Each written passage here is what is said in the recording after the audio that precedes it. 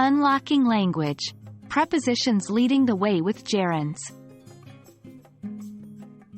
Hello, language explorers. Today, we're going to dive into an exciting area of English grammar that can sometimes be a bit tricky but immensely helpful once mastered. Prepositions followed by gerunds. Gerunds, if you remember, are verbs in their ing form, acting as nouns in a sentence. Let's unravel the mystery together. To start off, let's quickly recap what a gerund is. A gerund is a verb form that ends in ing and is used as a noun.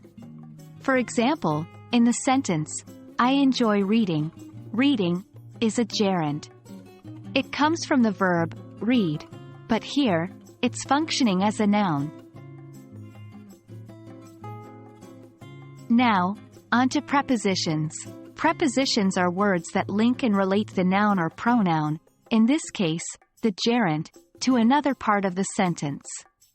For example, in the sentence, I am thinking about visiting Paris.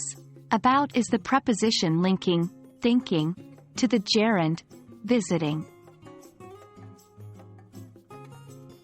Here's where things get interesting.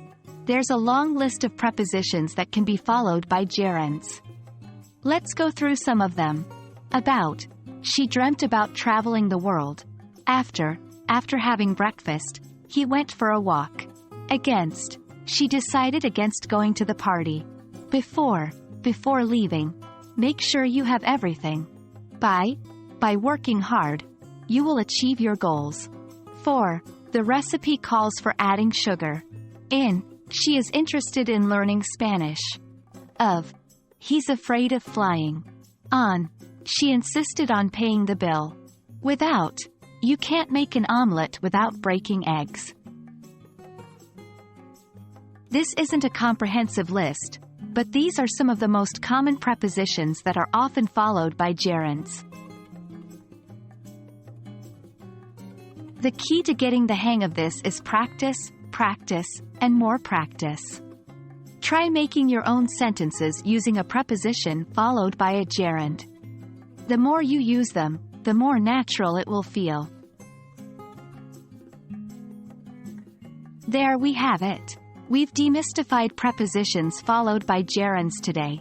Remember, understanding these structures will significantly enhance your ability to express complex ideas in English, so keep practicing.